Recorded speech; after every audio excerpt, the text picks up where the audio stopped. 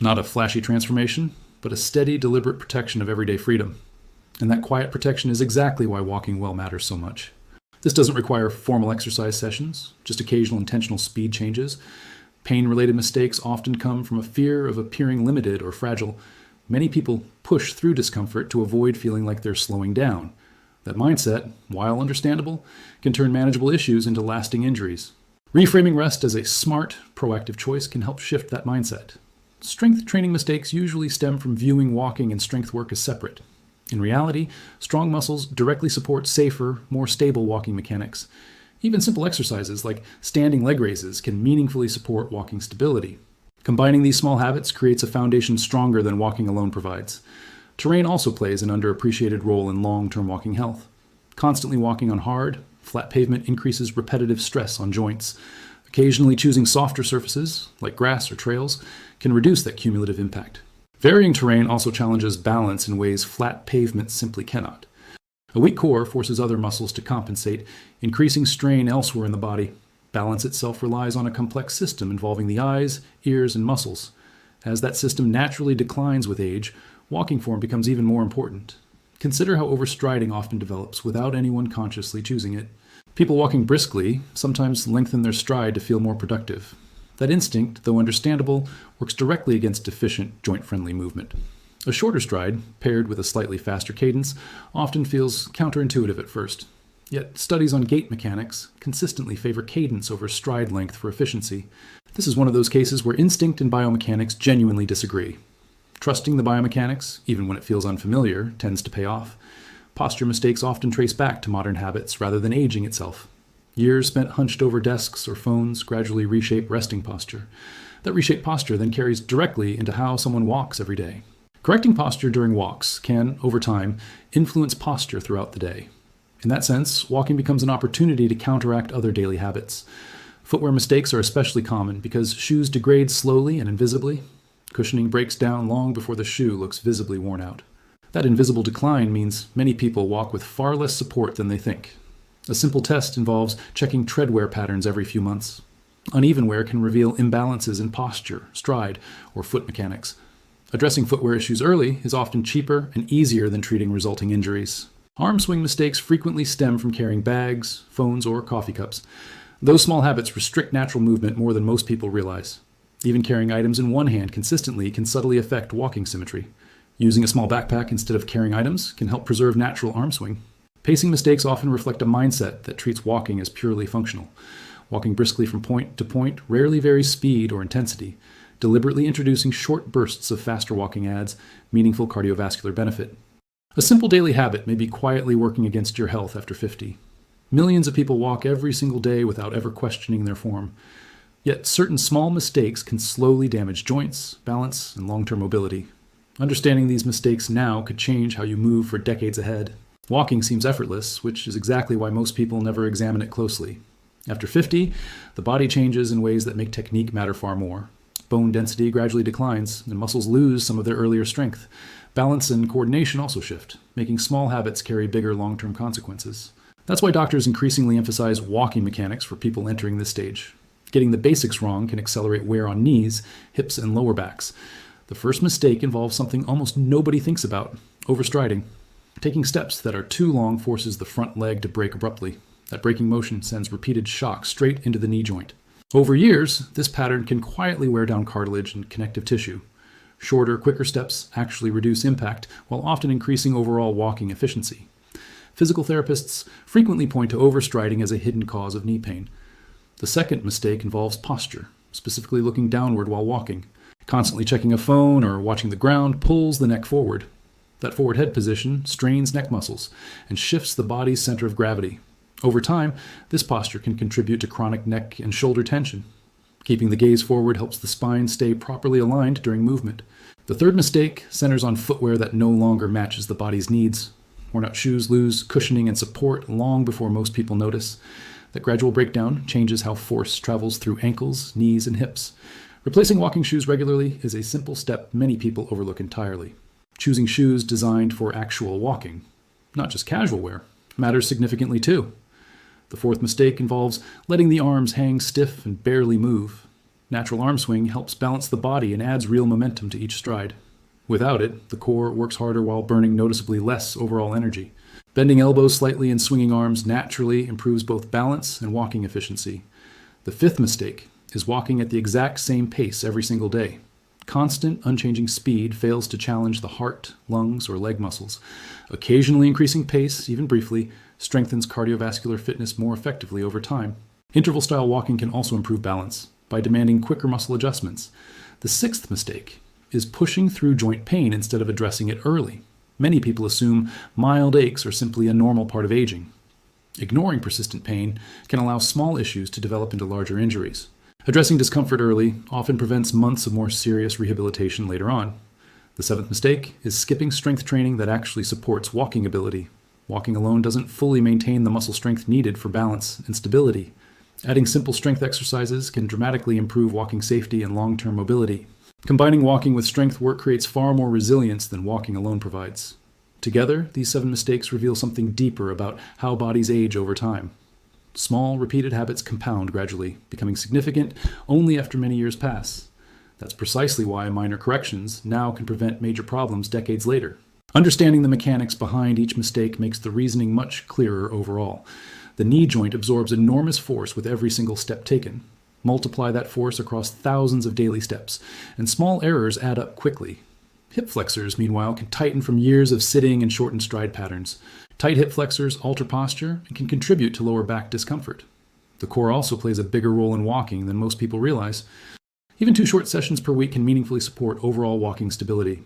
Consistency, more than intensity, tends to produce the most lasting improvements. Small, sustainable changes are generally more effective than dramatic, short-lived efforts. This is where the bigger, often overlooked picture becomes especially important.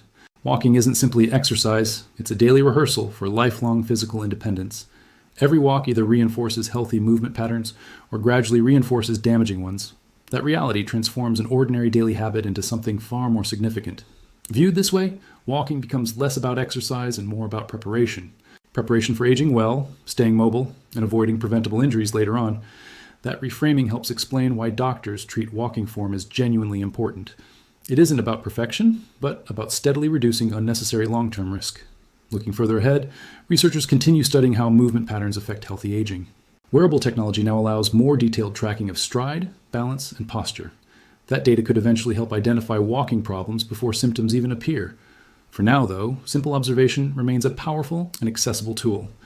Watching how shoes wear unevenly can reveal hidden issues with walking form. Stretching gently afterward can further support flexibility and reduce next-day stiffness. Hydration plays a supporting role that's easy to overlook during shorter walks. Even mild dehydration can affect balance, focus, and overall walking endurance. Carrying water on longer walks helps maintain steady energy and mental clarity. These small additions work alongside the 7 core mistakes already discussed. Together, they form a more complete picture of walking well after 50. None of these steps demand perfection, only consistent, mindful attention over time. That consistency, more than any single change, is what ultimately protects mobility. Protecting mobility protects independence, confidence, and everyday quality of life. Those outcomes make walking one of the most valuable habits worth refining. Refining it starts today, one attentive, ordinary step at a time. Falls become one of the most serious risks tied to poor walking habits. After 50, a single fall can lead to fractures that take months to heal.